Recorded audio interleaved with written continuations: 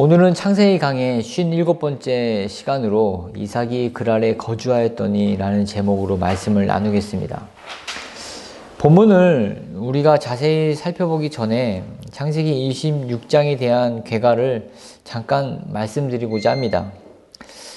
창세기 26장은 우리가 이삭이라는 인물을 조금 더 입체적으로 알 수 있는 그런 장이라고 말할 수 있겠습니다. 26장의 구조는 두 가지 배경이 나오고 네 가지 에피소드가 소개됩니다. 한 개의 배경에는 두 개의 에피소드가 각각 달려 있어서 이렇게 구조적인 균형을 잘 이루고 있는 장이라고 말할 수 있겠습니다. 두 개의 배경이 되는 것 중에 첫 번째는 기근입니다. 기근이 배경이 되어서 펼쳐지는 에피소드가 두 가지가 나오고, 또 두 번째 배경은 부자가 되는 것입니다. 물론 주인공은 이삭이죠. 이삭이 기근을 맞고 또 반면에 또 부자가 되는 일을 맞습니다. 이 두 가지는 매우 극과 극에 위치한 상태라고 볼 수 있는데, 그리고 그 정도도 매우 심했습니다. 이 기근은 이렇게 살고 있는 땅을 떠나야 할 정도로 매우 심한 기근이었고, 또 부자가 됐을 때는 이렇게 보호하고 있는 그 나라의 왕도 그의 부유함을 보면서 시기할 정도로 부유해졌습니다. 하나님은 이삭을 극빈한 가운데에서도 놓으시고 또 극한 부함에도 놓으시면서 그의 믿음을 시험하시고 또 그의 믿음을 더욱더 견고하게 가져가시는 모습을 우리는 볼 수 있는 장이 바로 창세기 26장이라고 말씀드릴 수 있겠습니다.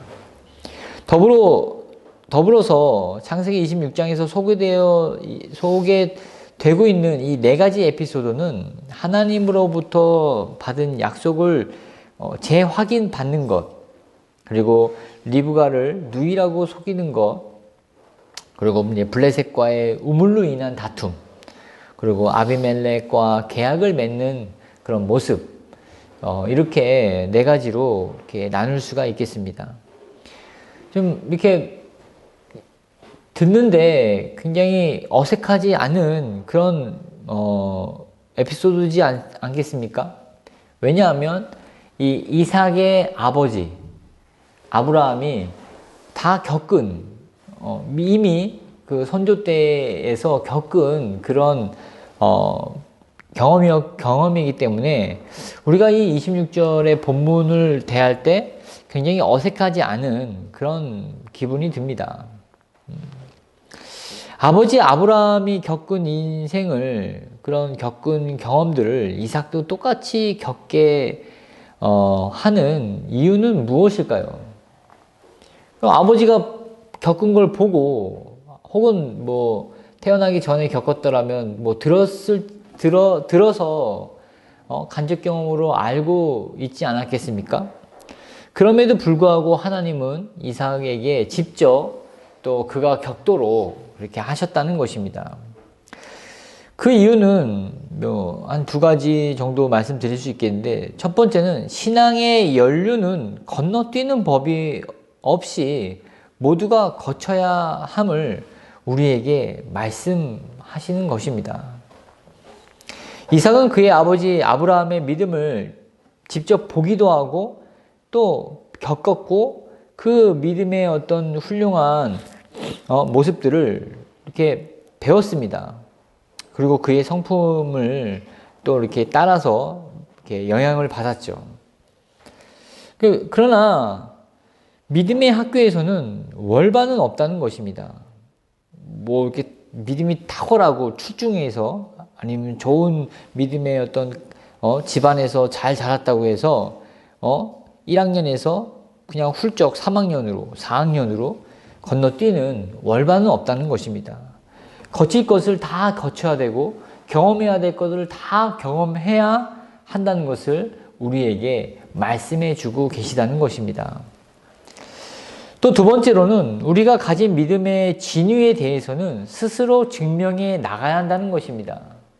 그렇죠. 아브라함이 가지고 있는 그 믿음의 진위를 자신의 인생을 통해서 증명해냈죠. 그렇죠. 뭐 이삭을 얻는데도 25년을 걸리지 않았습니까? 또 그를 바치는데도 바치라는 명령에 의해서 명령도 주저하지 않고 하나님께 또 드리려고 했습니다. 이러한 어떤 모습들이 아브라함의 믿음을 증명했듯이 이삭 자신의 믿음을 그 삶의 현장에서 증명해내야 한다는 것입니다. 기근이라는 어려움 속에서 또 거부가 되어서 부하게 된 상황 속에서 그는 믿음 흔들리지 않는 믿음을 하나님께 보여드려야 된다는 것입니다. 목사라고 해서 또 사모라고 해서 또 모태신앙이라고 해서 또 어떤 환경적인 아니면 출생적인 뭐 어드밴티지가 뭐 있지 않다라는 것입니다. 그래서 이렇게 얻어 걸리는 것이 없이 내 믿음을 내가 내 삶을 통해서 1부터 10까지 뭐 다 증명해 내야 한다는 말씀입니다. 어찌 보면 26장의 이삭은 인생의 롤러코스터를 타고서 정신없이 휘몰아치는 인생의 여정 속에 있게 됩니다. 그때마다 그 상황 때마다 어떻게 믿음으로 헤쳐나가는지를 우리에게 보여주는 이유는 우리도 이삭과 같은 삶, 아주 빈하게도 처할 수도 있고 또 때로는 부하게도 처해질 수는 있지만 이럴 때 초심을 잃지 않고 믿음을 잃지 않고 어떻게 하나님 앞에 신실한 모습으로 살아갈 수 있는가에 대한 답을 우리에게 말씀해 주고 있다라는 것입니다. 그럼 이런 26장의 전체적인 부분을 염두에 두시면서 본문으로 한번 본문을 살펴보겠습니다. 1절입니다. 창세기 26장 1절. 아브람 때에 첫 흉년이 들었더니 그 땅에 또 흉년이 들매 이삭이 그랄로 가서 블레셋 왕 아비멜렉에게 이르렀더니 이삭은 아버지 아브라함이 죽은 후에 부엘라 헤로이 근처에 거주하다가 그랄의 블레셋 땅으로 들어갔습니다. 내륙에 있다가 조금 더 북동쪽 방향인 지중해 가까이 이주한 것입니다. 아무래도 이삭은 한 부족의 족장이었고 또 블레셋은 더 규모가 더 큰 나라였기 때문에 어떤 경제 규모도 이 블레셋 지역이 더 컸었고 뭐 시장도 형성되지 않았겠습니까? 그래서 먹을 것이 있다라는 정보를 가지고 블레셋의 그랄 땅으로 갔을 것입니다. 그랄 땅에 도착한 이삭에게 하나님이 나타나 말씀하십니다. 이 말씀하신 내용은 2절부터 5절 말씀이죠. 한번 우리 같이 읽어볼까요? 창세기 26장 2절에서 5절 말씀입니다. 시작. 여호와께서 이삭에게 나타나 이르시되 애굽으로 내려가지 말고 내가 내게 지시하는 땅에 거주하라. 이 땅에 거류하면 내가 너와 함께 있어 내게 복을 주고 내가 이 모든 땅을 너와 내 자손에게 주리라. 내가 내 아버지 아브라함에게 맹세한 것을 이루어 내 자손을 하늘의 별과 같이 번성하게 하며 이 모든 땅을 내 자손에게 주리니 내 자손으로 말미암아 천하 만민이 복을 받으리라. 이는 아브라함이 내 말을 순종하고 내 명령과 내 계명과 내 율례와 내 법도를 지켰음이라 하시니라.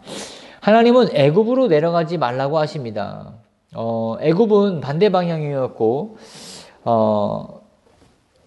아직 지금은 이삭이 그랄 땅에 있음에도 불구하고 애굽으로 내려가지 말라고 하신 이유는 아마 이 이삭이 그랄 땅에 잠시 머물고 먹을 것을 좀 더 이렇게 구했다가 길 양식을 구하고 최종 목적지는 이렇게 이집트로 내려가려고 하지 않았겠는가라고 짐작을 해 봅니다.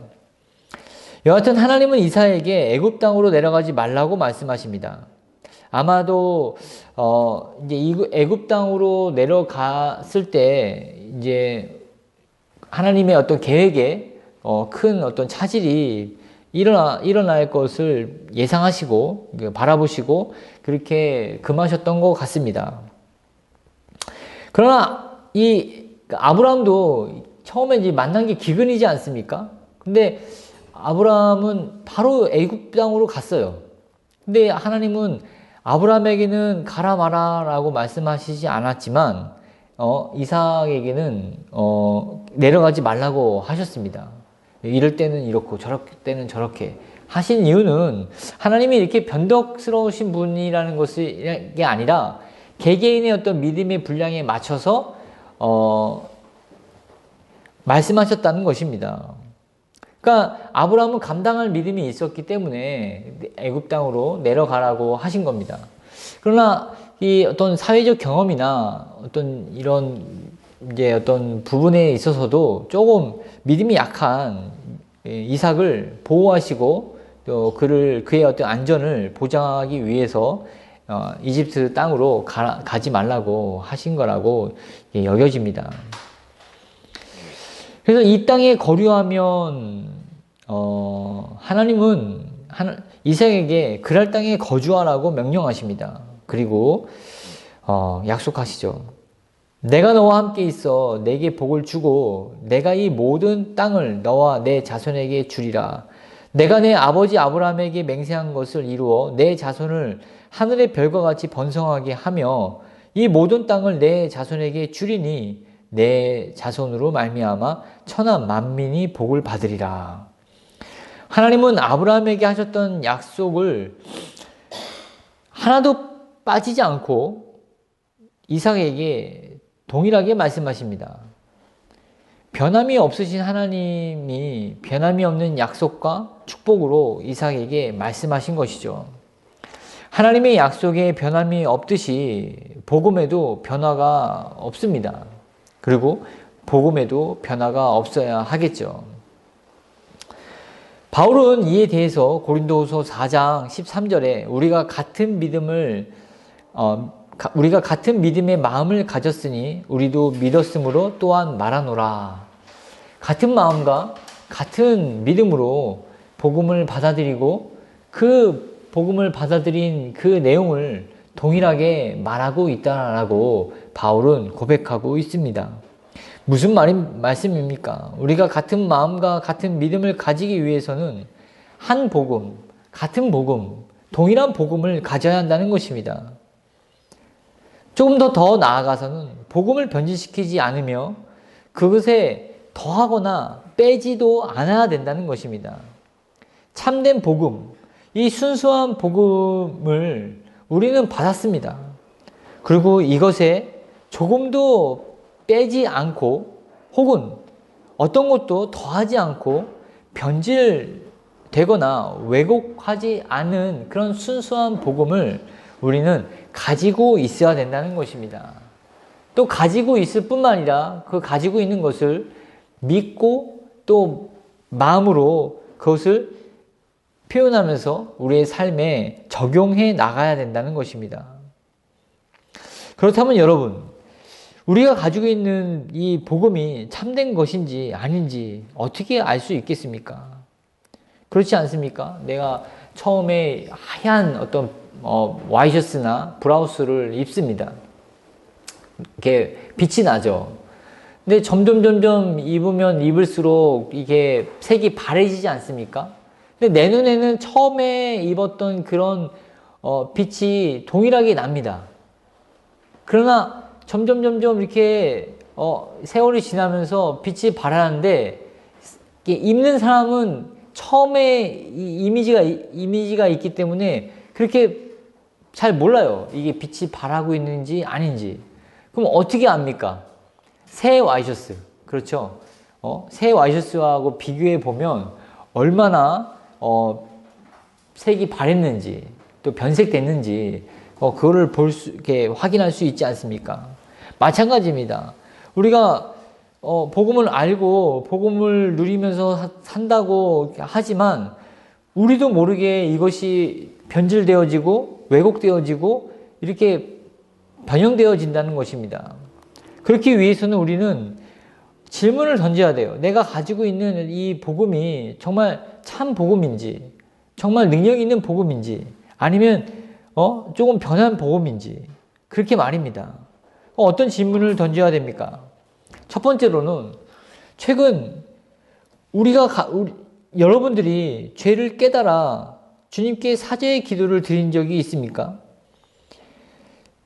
내가 내 죄를 복음 앞에서 깨달아 나의 죄를 용서해 주신 그리스도께 또 하나님께 가져가서 나의 죄를 용서를 받은 적이 있는가 하는 것입니다.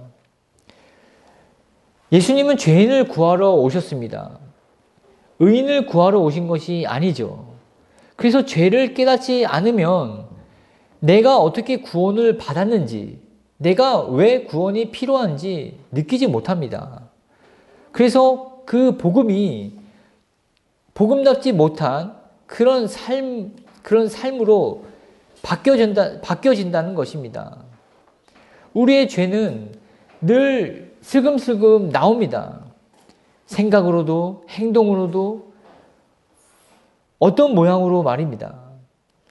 근데 죄에 무디인 생활을 하고 있다면 내가 여기서부터 구원받았다는 사실에 대한 인식을 망각한 채 그냥 내 힘으로 살아가게 된다는 것입니다.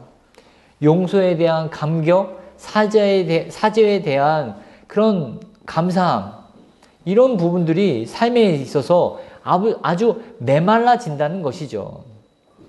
두 번째로는 예수 그리스도의 희생과 그분의 구원에 대한 감격이 새로운가라고 하는 점입니다.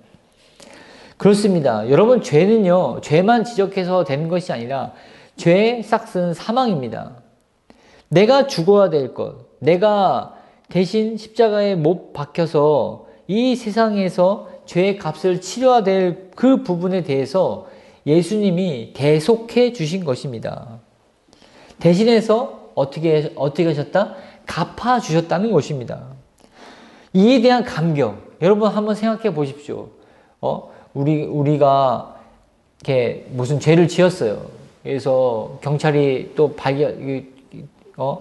구치소에 들어갔는데 그때 정말 내가 어떻게 앞으로 벌어질지 까마득한데 어떤 한 사람이 찾아와서 나의 죄에 대해서 사해 주시고 내가 풀려나게 하셨다.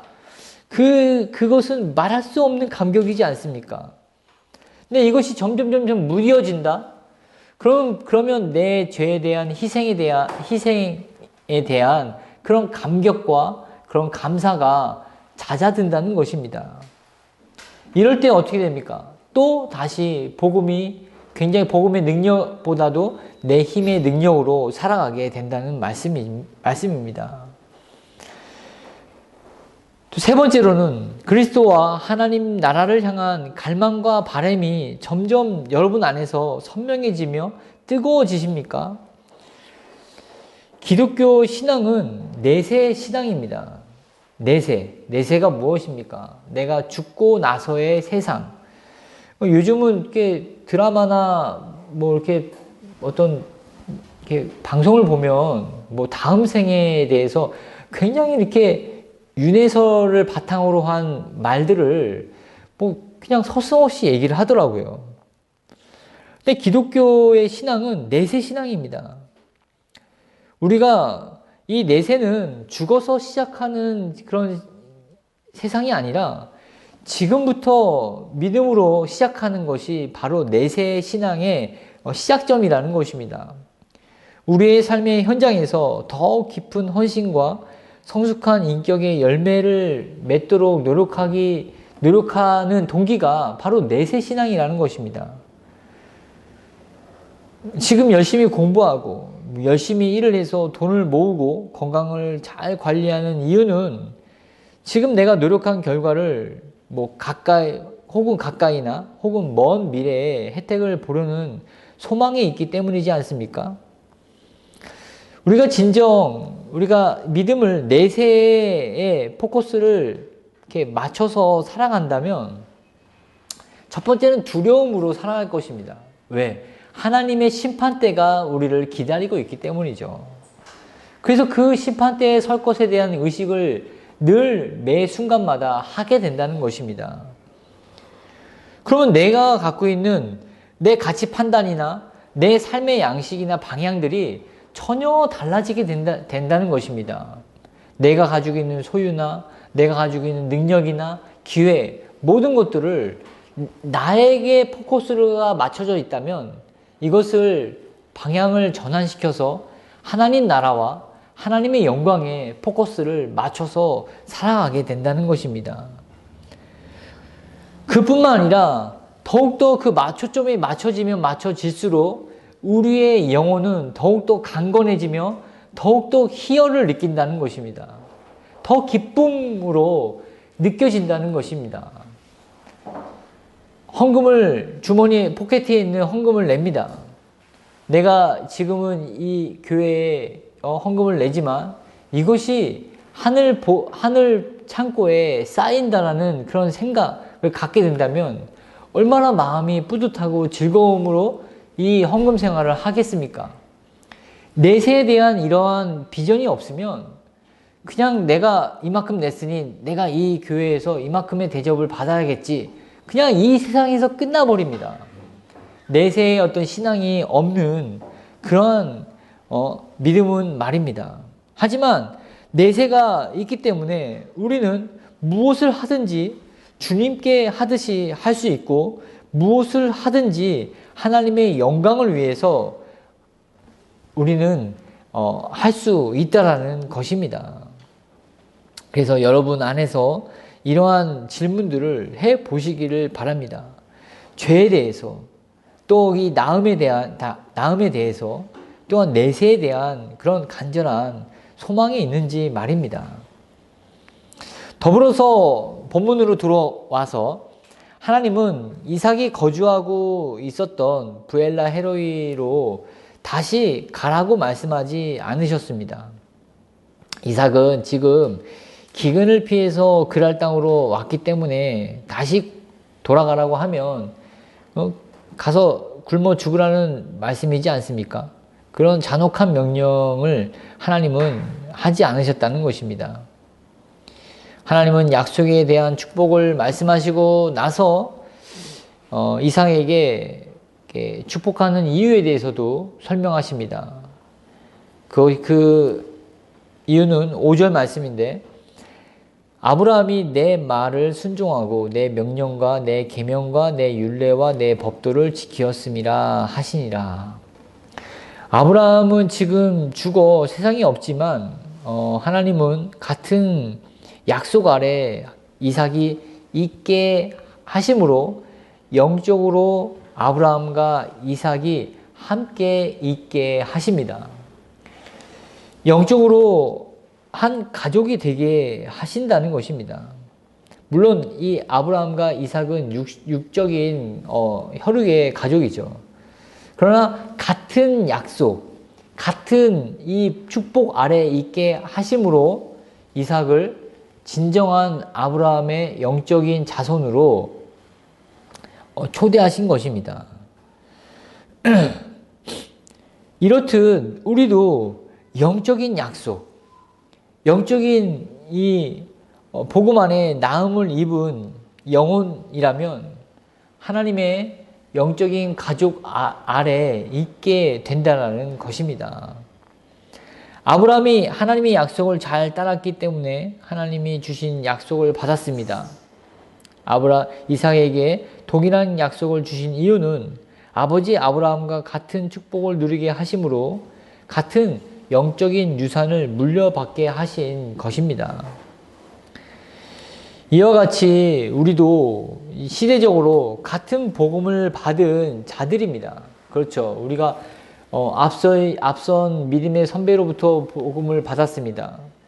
그렇다면 지금 동시대에도 우리가 살고 있지만 앞선 믿음의 선배들과 같은 믿음의 한 가족이 된 것입니다.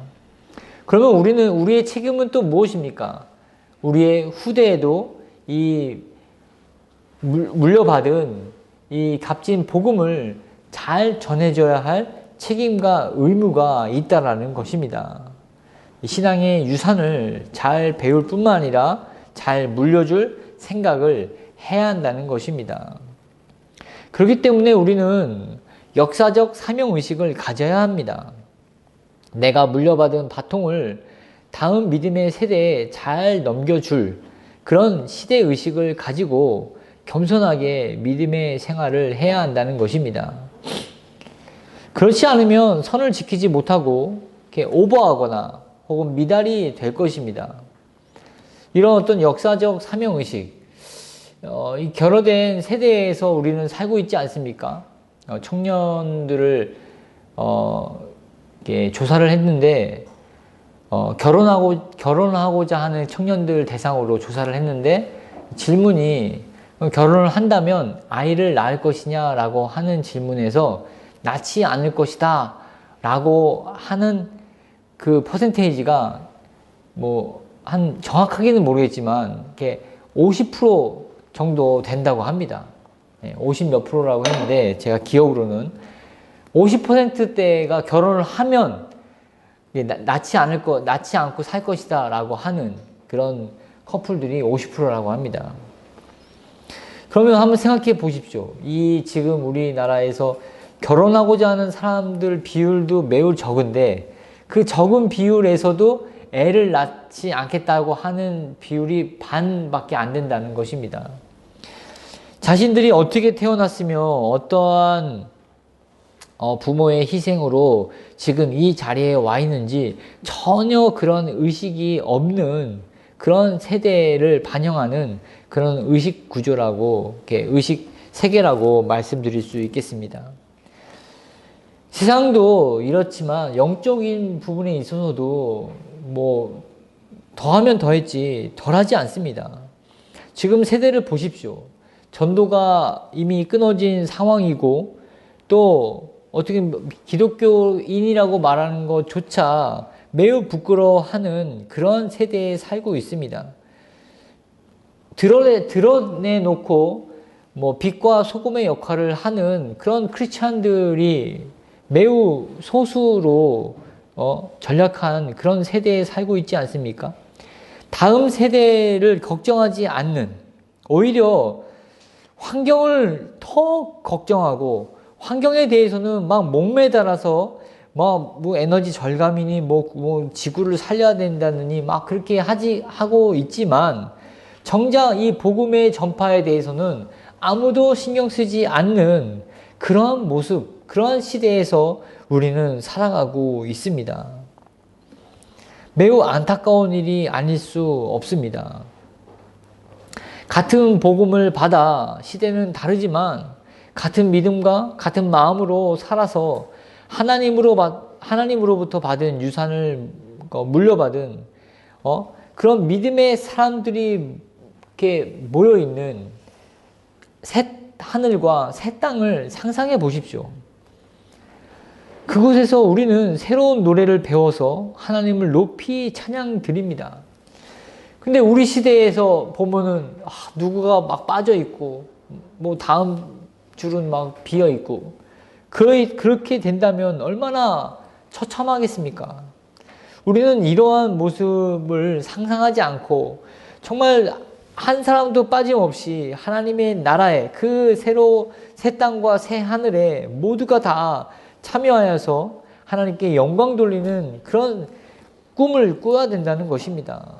그래서 우리는 이 시대적인 소명, 복음을 전하고 믿음을 다음 세대에 전하고자 하는 그 역사적 사명의식을 우리 안에서 일깨워야 된다는 것입니다. 고취시켜야 된다는 것입니다. 내 세대, 내 당대에만 잘 되면 되겠지. 어떻게 넘어가면 되겠지. 그런 어떤 얄팍한 그런 생각으로 살아가서는 안 될 것입니다.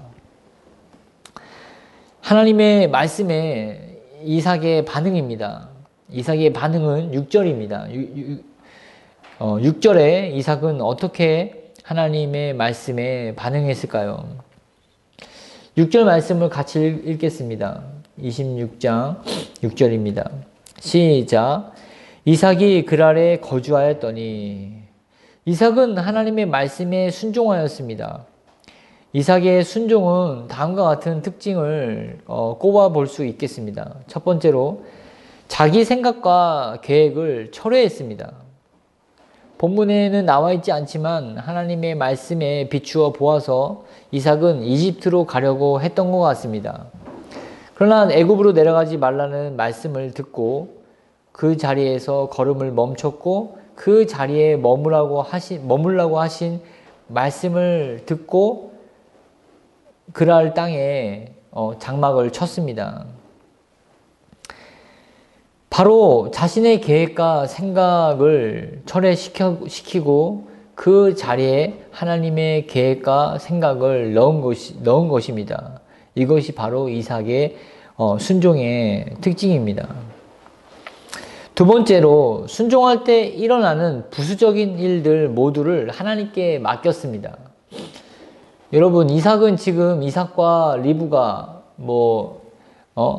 에서와 야곱 그렇게 네 식구만 다니는 것이 아닙니다. 수백 명의 족장으로서의 역할들을 감당해야 됐고 식솔들이 있었습니다. 의식주의 문제도 급했지만 안전의 문제도 매우 걱정되는 일이었습니다. 지금 이삭은 블레셋이라는 나라로 들어와서 이집트로 가기 전까지 이렇게 머물게 해달라고 해서 머물고 있는데 이제 말을 바꿔야 됐습니다. 블레셋 아비멜렉에게 우리 가지 않고 여기서 살 것입니다. 이삭의 어떤 그 난처함들은 어떻게 되겠습니까? 블레셋 왕이 무엇을 요구할지 아니면 자기 부족의 안전을 담보로 눌러 앉아야 할 상황이므로 매우 불안하지 않았겠습니까? 이런 보안의 문제, 안전의 문제만이 아니라 그 밖에 여러 가지 문제들이 발생하지 않았겠습니까? 식솔들이 많은 만큼 그 많은 숫자만큼 문제들이 발생했을 것입니다. 사공이 많으면 배가 산으로 가듯이 생각이 많으면 순종은 어려워집니다. 그래서 베드로전서 5장 7절에 너희 염려를 다 주께 맡기라. 이는 그가 너희를 돌보심이라고 말씀하십니다. 이삭만큼 복잡하고 생각이 많은 상황에 처해 있는 사람도 매우 드물었을 것입니다. 생각이 많고 염려가 많은 사람을 보면 그만큼 기도가 약해지고 그 영혼의 말씀이 희미해지는 반면 오히려 하나님의 음성에 더 초점을 맞추고 기도를 더 강화시키면 다른 어떤 인간적인 생각이나 인간적인 계획들이 하나 둘씩 사그러들면서 오직 하나님의 뜻 하나만 정확하게 그 앞에 드러나게 된다는 사실을 우리는 이삭의 순종을 통해서 볼 수가 있습니다. 이삭에게 하나님이 말씀하신 배경을 생각해 보십시오. 이삭이 정신이 없고 염려와 생각이 가득할 때 찾아오시지 않았습니다.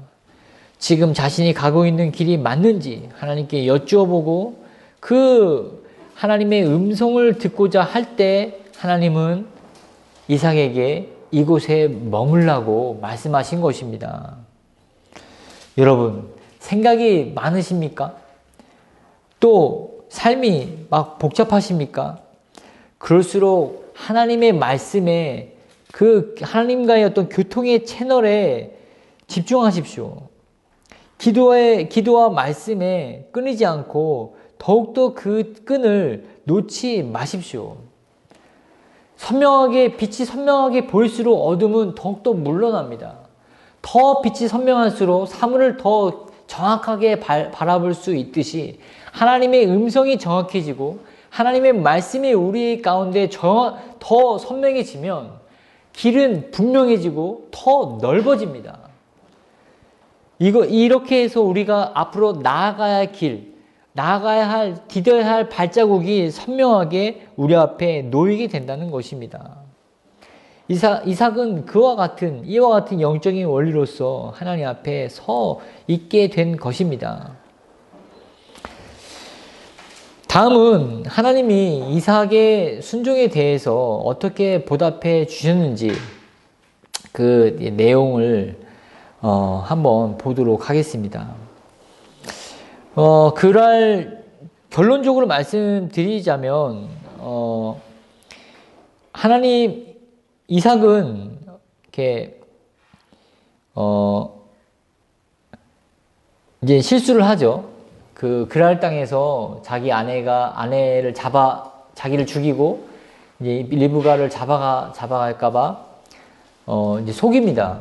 자기 부인이 아니라 누이라고 속인 사건이 일어납니다. 근데 이 누이 에피소드, 제가 이제 이름을 붙이기를 누이 에피소드라고 이름을 붙였는데, 어떻게 끝납니까? 아비멜렉의 말로 끝납니다. 그의 아내, 그러니까 이삭의 아내를 범하는 자는 죽이리라. 모든 것을 하나님께 맡기고 순종한 이삭은, 이렇게 완벽한 믿음의 소유자가 아니었습니다. 하나님, 그렇습니다. 하나님 말씀 믿고, 이 땅에 있겠습니다. 먹을 거, 입을 거, 안전 문제, 다 맡기겠습니다. 그렇게 해서 그랄 땅에 있게 되었지만, 이삭은, 완벽한 믿음의 사람이 아니었습니다. 한 귀퉁이가 부족한, 아니면 덜 자란, 그러한, 미숙한 점들을 보이는데, 그것이 바로, 아내에 대한, 두려움. 어떻게 보면, 그러니까 아내를 빼앗길 것 같은, 그리고 더 나아가서는 자기 목숨을 잃게 되는 그런 두려움으로 인해서 거짓말을 하게 되죠. 그래서 누이라고 해서 이제 그랄 사람들이 아내가 아니래라고 이렇게 알게 됩니다.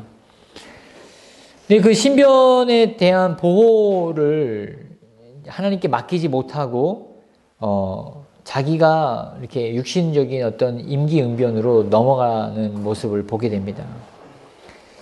그러나 하나님은 이런 이삭의 연약함을 아셨기 때문에 이것을 아비멜렉을 통해서 더 강력한 보호 아래 이삭과 그의 아내가 안전할 수 있도록 이렇게 선하게 인도해 주십니다.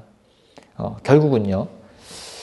이것은 이게 마치 이렇게 우리가 하나님께 이렇게 조금 드렸는데 굉장히 많은 것을 받는 그런 경험들을 하는 성경의 모습에 많은 성경의 모습 중에 하나로 남게 됩니다. 마치 모세를 믿음으로 갈대상다에 넣어 나일강으로 흘려 보내자 바로의 공주의 손에 모세가 붙들려서 그 어머니 요게벳은 모세의 보모가 되고 또 값을 또 받으면서 자기 자식을 키우는 그런 역사와 같지 않습니까? 또 이게 하인들에게 시키는 대로 해라 라는 한마디만 했을 뿐인데 물을 떠 왔더니 그것이 포도주가 된 사건, 그런 부분들을 볼 수가 있겠죠. 저는 이런 역사를 우리말 속담을 빌려서 이름을 붙여 보았습니다. 이런 역사를 되로 주고 말로 받는 역사라고 이렇게 이름을 붙였는데, 하나님께 작은 믿음으로 작은 헌신을 드렸더니 하나님이 놀랍게 역사하신 부분들을 가리켜 이렇게 이름을 붙여봤습니다. 성경에서뿐만 아니라 믿음의 연륜이 좀 있는 성도들은 이런 경험들을 많이 했을 것입니다. 내가 첫 직장에서 첫 월급을 탔는데, 내가 이제 임의로 쓰지 않고, 첫 열매니까 하나님께 드려야겠다라고 하나님께 드렸는데, 하나님이 또 뜻하지 않게 또 많은 복을 주신 그런 경험들 많이 있으리라 생각이 됩니다. 우리는 여기서 하나님께서 까닭없이 이삭에게 이러한 은혜를 베푸신 것이 아님을 우리는 본문 속에서 찾을 수 있어야 됩니다. 무슨 말입니까? 하나님이 이렇게 이삭이 부족한 믿음이 있으니까 내가 도와줘야겠다라고 하신 게 아니라는 것입니다.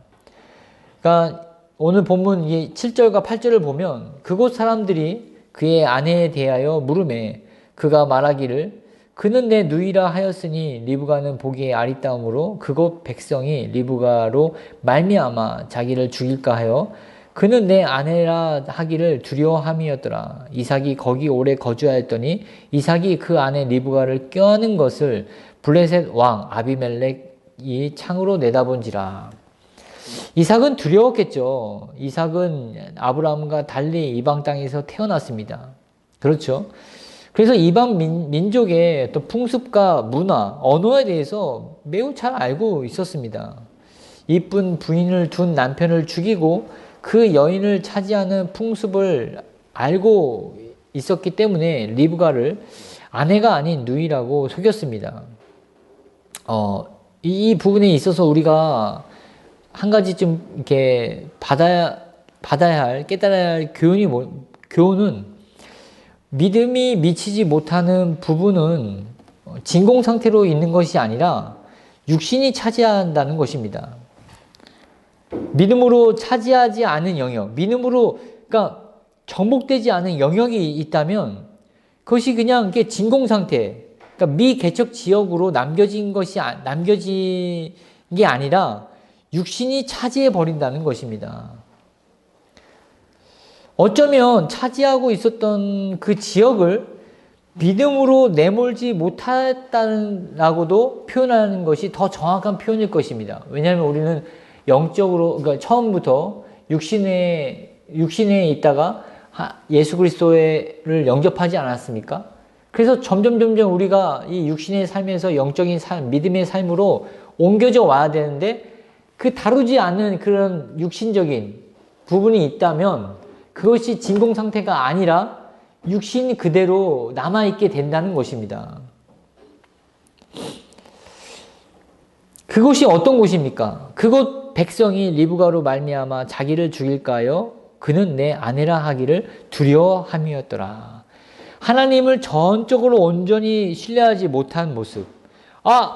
이 땅에 있게 하신다면 하나님이 전적으로 다 책임져 주실 것이다 라고 하는 믿음으로 이는 내 아내요 라고 담대하게 선포하지 못한 그 영역에서 한 발 물러섰던 것입니다. 내가 믿음으로 물러선 그곳에 육신이 들어와서 오히려 굉장히 복잡하게 일을 만든다는 것입니다. 이것은 우리의 삶에도 마찬가지예요. 여러분들이 믿음으로 살지 않고 믿음의 어떤 영역으로 끌어들이지 않는 부분들이 있다면 사단이 그것을 잡고 끌고 다닙니다. 그냥 막 해집고 다닌다는 것이죠. 뭐 여러분의 어떤 성품의 문제, 뭐 여러 가지 뭐 시간 관리의 문제, 뭐 어떤 습관의 문제, 뭐 자녀 교육에 대한 문제, 뭐 부부 관계의 어떤 문제, 뭐 가정에서의 문제, 뭐 경제적인 문제, 여러 가지 그런 문제들이 있지 않습니까? 그런 문제들 하나하나 다 믿음으로 내가 이렇게 정복해가지 않고 하나만 남겨놓는다면 나 이거 귀찮아. 나 이건 내가 잘 못해. 이건 내 전공이 아니야. 비전공이야. 이거는 안 건드리는 게 좋아. 뭐 이런 어떤 부분이라도 있으면 그것이 하나가 남아서 모두가 다 피곤하게 아니면 모두가 다 그 영역들을 침범해 간다는 것입니다. 누룩이 돼서 말입니다. 여러분 한번 생각해 보십시오. 이는 내 누이요 라고 이 거짓말을 하지 않았습니까? 그 이후의 삶을 한번 생각해 보십시오.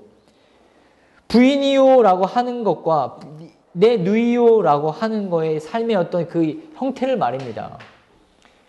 동거인이지 않습니까? 그 누이라면 같이 부인이라면 할 수 있는 일, 그러니까 부부라면 할 수 있는 일들이 많은데 누이라고 하면 이 제약되지 않습니까? 삶에 있어서의 모든 영역에 있어서 제약되고 의식해야 되고 말이나 언어나 행동들 모두가 다 어색하게 의식을 해야 됩니다. 그것이 다 이렇게 삶에 있어서 경직되어지는 어떤 모습으로 남아있지 않겠습니까? 그게 둘 사이의 문제가 아닙니다. 호칭이 그 하인들도 많은 하인들이 부를 때에도 그 입단속을 해야 되지 않겠습니까? 나가서 시장에서 거래를 할 때에도 그런 어떤 한마디의 어떤 일 때문에 삶의 전체적인 어떤 영향이 쫙 미쳐진다는 것입니다. 하나부터 열까지 말입니다. 그래서 이 육신으로 있는 그 영역 하나가 남아있게 되면 매우 치명적인 결과를 우리의 삶에 가져오게 된다는 것입니다. 우리는 이 경각심을, 우리는 이러한 무서움을 우리 이 본문을 통해서 깨달아야 됩니다. 본문을 보면 이삭이 거기 오래 거주하였더니, 네, 오랫동안 그러한 어떤 숨김과 거짓과 그 또 다른 거짓이 또 거짓을 낳지 않습니까? 그런 어떤 무대 위에 연극 무대에 서서 거짓을 연극하는 것처럼 연기하는 것처럼 그러한 삶을 살아야 했던 것입니다. 오랫동안 부부 사이임에도 불구하고 아닌 척 했던 모습들이 이제 어떻게 보면 그 경계가 이제 좀 풀어지지 않았겠습니까? 그래서 이삭이 그의 아내 리브가를 껴안은 것을 블레셋 왕 아비멜렉이 창으로 내다보게 된 사건이 또 생깁니다. 경계가 어느 정도 풀려서 두려움이 어느 정도 사라지고 안심하며 살았을 무렵 이삭은 리브가를 품에 안았습니다. 이삭은 비록 믿음에서는 한 걸음 물러났지만 그 리브가를 향한 어떤 사랑의 마음에는 변함이 없었습니다. 저는 이 점을 굉장히 높게 평가하고 싶습니다. 오히려 자기의 거짓으로 인해서 아내가 불편함을 겪어야 했던 그런 부분들을 이렇게 어떻게 보면 미안한 마음을 가졌을지도 모르겠습니다. 여하튼 하나님이 짝지어준 배필을 끝까지 사랑하고 아끼며 보듬어 준 그런 이삭의 어떤 그 마음이 이 본문을 통해서 비춰진다는 것입니다. 이렇게 이삭이 리브가를 아는 모습을 그날 왕 아비멜렉이 보았습니다.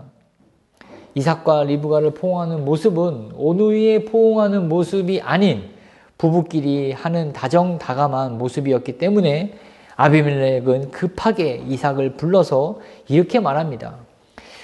그가 분명히 내 아내건을 어찌 내 누이라 하였느냐? 내가 어찌 우리에게 이렇게 행하였느냐? 백성 중 하나가 내 아내와 동침할 뻔하였도다. 내가 죄를 우리에게 입혔으리라.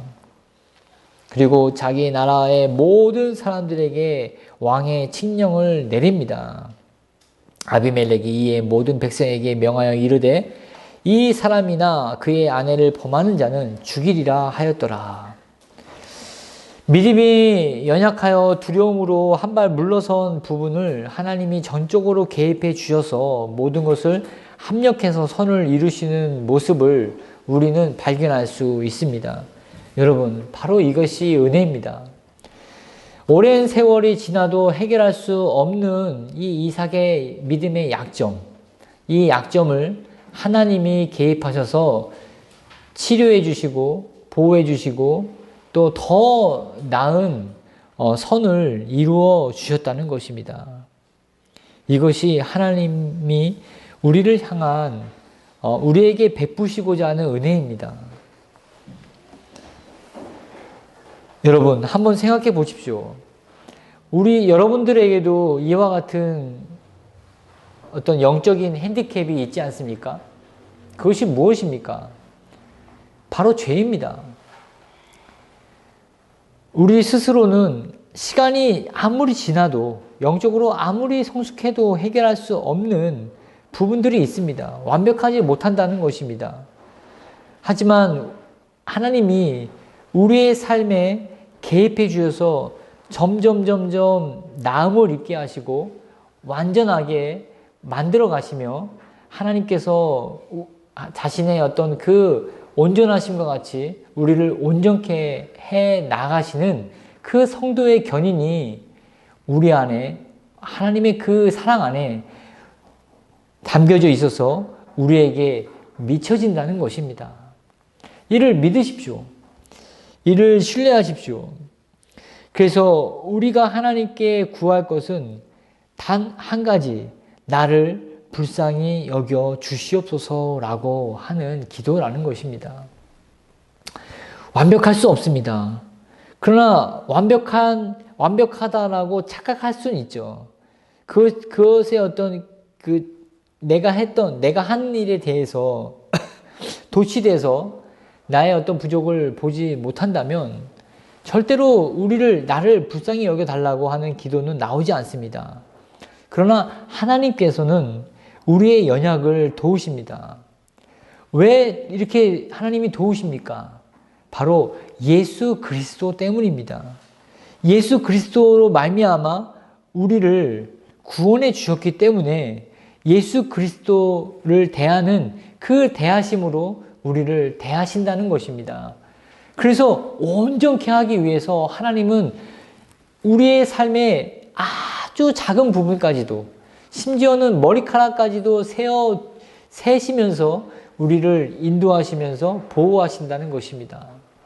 그러므로 여러분 편에서, 여러분 입장에서 하나님을 믿으시기보다도 하나님 입장에서, 복음적 입장에서 하나님을 의지하고 믿으시기를 바라겠습니다. 그러므로 해서 나의 부족한 점, 나의 연약한 점, 이것을 하나님께 던지십시오. 맡기십시오. 매우 말은 쉽죠. 정말 삶에 있어서 이렇게 맡기고 던지기가 매우 어렵습니다. 그러나 그렇게 하기 위해서는 우리가 보다 더 깊은 기도와 하나님의 어떤 말씀에 대한 어떤 주권적인 어떤 영향력 아래 깊게 굳건하게 있어야 된다는 것입니다. 그러므로 해서 여러분들이 이러한 나음을 입는 저와 여러분이 되시기를 주의 이름으로 축원드립니다. 기도하겠습니다.